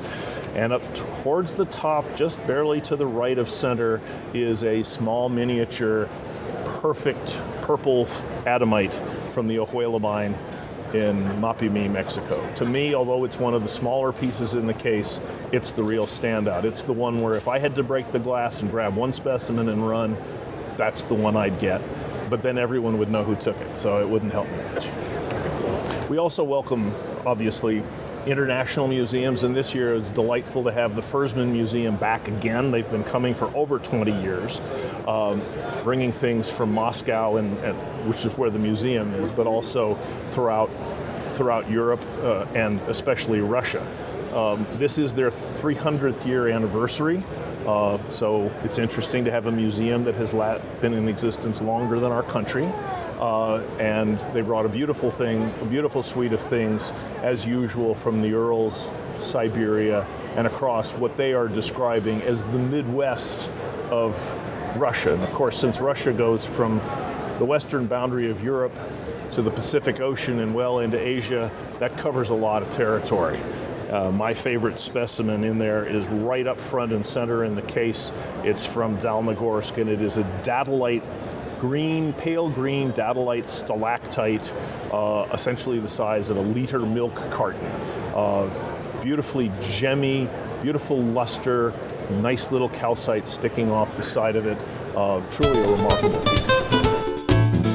One of the great writers of our hobby was Dr. Peter Bancroft. Before the 1950s, there really weren't any good mineral books for collectors and amateurs. And Fred Poe and Pete Bancroft and Johnson Kankas became very, very important to our hobby because they began producing books that were really tuned in for the amateur. One of the first books he did was over there in that right-hand corner, and it's the world's finest minerals and crystals. Then he came up with Gem Crystal Treasures. The second book was just as good, just as interesting, and these now are considered classics in them. The specimens here are probably from individuals in the Pala area who knew Doc, or some of them may be from the Fallbrook Museum, which is really a very fine little museum that few people hear about. The hammer in the case was donated to that museum by Pete Bancroft. It's from Kongsberg, so you can imagine how many silver specimens that thing extracted from the ground. Talk about this case because it is in the possession of some of my favorite people, Dick Graham and his sons. Dick was eventually became the superintendent of Bisbee. Dick has made a practice of acquiring some of the finest specimens ever found at Bisbee. Living in Bisbee, being the superintendent of Bisbee, would have total access to the mine, and his sons too. They have done some spectacular digging down there in the past. These are just a sampling of his very fine collection. Undoubtedly the finest personally owned collection of Bisbee minerals anywhere. And you just have to admire the man, not only for his specimens, but for his knowledge. You can give Dick a specimen from Bisbee and ask him where it's from. He will give you the mine name and probably the level where it came from and probably the year it came. So he really is the authority on Bisbee minerals. This institution has been a tradition here at Tucson since 1961 when Paul Desautel came the first time. This year they've brought two magnificent pieces of jewelry, both of which were associated with Tiffany's. On the right, we've got a marvelous, rich purple amethyst from Russia. Russian amethyst really sets the standard for what amethyst should look like, and that piece does it. You wouldn't be able to see that without backlighting, but that is an excellent piece in gold. And it was given to the Smithsonian in 2007. And it's just a wonderful rendition of Tiffany work. Next to it is a wonderful black opal from Australia. Nothing's better than the black opals of Lightning Ridge, and that's an example of it. One of the things they had to do when they put this in the case was to change the lighting because they were afraid of the hot lights shining down on it for several days. So they put in cooler lights so that the opal wouldn't be affected by it. It has Russian demantoid garnets with it. And the jewelry, the piece was made years ago and presented to Smithsonian in 1929. So it's a wonderful example of, again, of Kuntz and Tiffany working together to produce a wonderful piece. Every year, the Tucson committee has a trophy in honor of Paul Desautel, who was the curator at the Smithsonian. He was very responsible for promoting museums at this show. In 1961, he was invited to come to the show. He'd never been to a mineral show before, run by amateurs, and he came, he brought an exhibit, he gave a lecture in the old Quonset hut, and so the trophy named for him is given to the mineral case that has the finest minerals in the show each year. This is the winning case. It has absolutely marvelous specimens, beautifully displayed. You know, when you look at it, you would like to own every single piece in the case. The competition was really tough.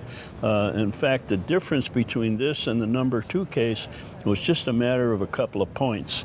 And it was because of a couple of rarities in here, I think, that got this trophy for this case. The people who put this case in are Gary and Rosemary White, and I'm sure they're proud to say they won the Paul Desautel's trophy.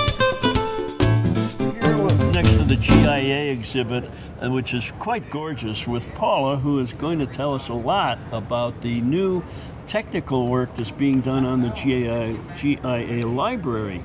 That library is really an exceptional place.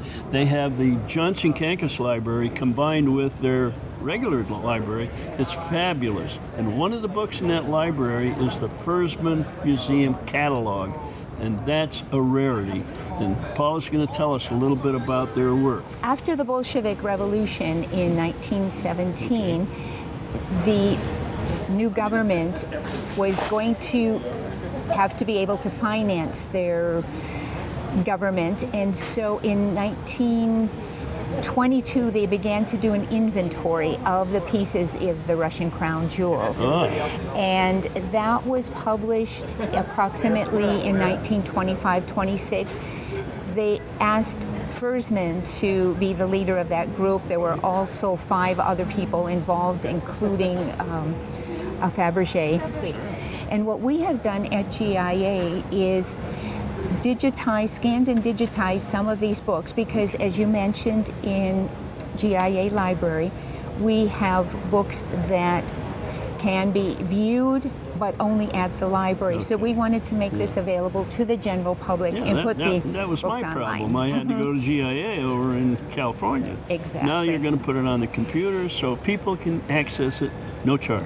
No charge. Wonderful. And it's available on Internet Archive. The beautiful model here is owned by a man named Stewart. And he has this on loan so you can admire it. It's got Catherine the Great's crown image on it. And, you know, Catherine the Great was one of these ladies who everyone wanted to get to know better, including Count Orloff. And that's where the Fersman Museum is. It's in the Orloff's Horse Training Academy building in Gorky Park. It's in Moscow. I like the idea of you digitizing the collection at GIA. It's a fantastic collection to begin with, and by putting it online, I'll use it, I know that, and I'm sure many other people will too. It's a great research facility. We thank you so much for doing that. It's a pleasure, thank you. Every year at the Tucson show, somebody brings a marvelous specimen of gold, and here's a good example of it. This is a California gold, and it was brought here by Andy, who's going to tell us a little bit about it. Well, Bob, this piece was in our store in '87. Oh, okay. And back then, we sold it to a collector who now, 30 years later, parted with it, gave it back to us again. So it came back to America, because that's an Eagle's Nest, California mine. Exactly, and of course, when I had it in my hand, I knew this has to be shown in Tucson again. Sure. Because, of course, back then, I don't think many people saw it. And this is one of the biggest to come out of there. The whole piece is pretty exactly 3 pounds. Okay. And, well, by looking at it, you'll see much of it, most of it, by far, About is 3/4 gold. at least, yeah. Absolutely. Yeah. Because the quartz base, you know, you can see little pieces of gold sticking out. Yeah. Maybe today they'll even, you know, expose a little more. Expose a little more of it. Yeah. Andy, I appreciate your telling me about that. Thanks You're for very bringing welcome. that over here. Well, It's wonderful. Thanks for letting me show it.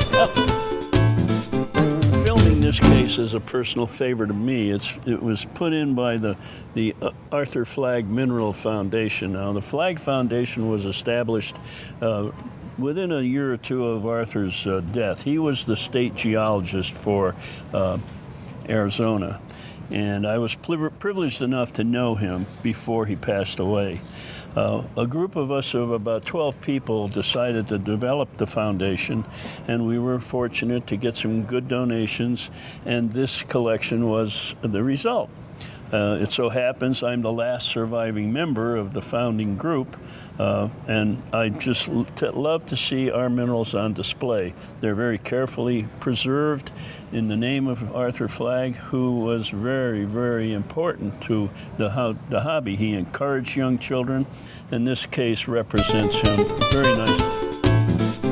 One of the most unusual displays here at Tucson in 2017 is this case by Wendell Wilson, who is the well-known editor of Mineralogical Record, and Jim and Gail Spann from Dallas, who are, #1 collectors, top-notch. This is a display of pottery of particular colors, beautiful colors, combined with minerals that have the same color or a very similar color. So you get this nice color arrangement. I've seen this idea done before in Munich when Karen Bouchard had butterflies and minerals matched up by color. But the pottery in this is most unusual, as you can see, and the little minerals that go with them match them quite fine with their colors. So it's a very exceptional, very unusual case that has caught the eye of quite a few visitors. They really like it. Now, once again, we'd like to share with you the mineral display that's put in by the Mineralogical Association of Dallas. They call themselves the MAD Group, but that's not Mothers Against Drunk Driving. That's Mineralogical Association of Dallas. Those collectors have just superb specimens, and this is another rendition this year of what they have. It's just wonderful. Every piece is exquisite, beautifully trimmed, beautifully presented. You couldn't ask for a better display. It's one of the finest displays of minerals at the show each year. This is a collection put in the Tucson show by Alberto Rey from Chihuahua. Alberto's grandfather came to this country and was in Pennsylvania, and then came to Mexico, and he eventually began doing mining. His father also did mining. There's a photograph of his father there in the back. And Alberto is also digging agates, and this is an agate that he dug just within the last couple of months, which is, it's good evidence that there are still fine agates down there in the Laguna region. And that's the result of what you get when you do dig diligently down there. It's a wonderful piece. The theme of the show this year is Minerals of the Midwest, which is a huge center part of the United States, and it's primarily limestone. But in that limestone, there have been a number of underground injections of fluids that have brought other minerals in, like copper, things like that. This particular exhibit has a nice map so people can identify exactly where the Midwest is and which states are included. And then you have this fine array of mineral specimens, primarily calcite and fluorite, which are very, very common and very well done in the Midwest. Particular note is the beautiful blue color of the fluorite in the back shelf. And then there are several very fine calcite twins from the area. And of course, centerfold here is the Upper Peninsula of Michigan with its marvelous calcites, many with copper inclusions, superb dodecahedral copper crystals, very, very fine source of that mineral at one time. If you look at the maps on the back wall here, you'll see that it's really two regions. You've got the Midwest in America and the West Midlands of England, which produced very similar types of minerals. I'll get my hand out of the way. It produced very similar types of minerals, very, very fine fluorites. England is famous, world famous for its fine fluorites, most of which fluoresce. The Midwest, on the other hand, famous for its fluorites as well. Many of them don't fluoresce. The Clay Center, Ohio is an exception. The calcites from England are world famous because they're beautiful twinning habits. And in the Midwest, the calcites are very, very famous because of their size, their beautiful crystal forms. And from Michigan, the copper and calcite specimens are, and those are eagerly sought by any good collector. But we spent some time showing you what the Tucson show was like in 2017. It's been a wonderful show, great exhibits. Well, what's going to happen next year? Well, let's take a look. The theme for the 2018 Tucson Gem and Mineral Show is going to be crystals and crystal forms. And this is the first time that the committee has put a case in to advertise ahead of time what they're going to have here. So take a look at this, make your plans, and be sure to come to what's going to be a fantastic show of crystals and crystal forms.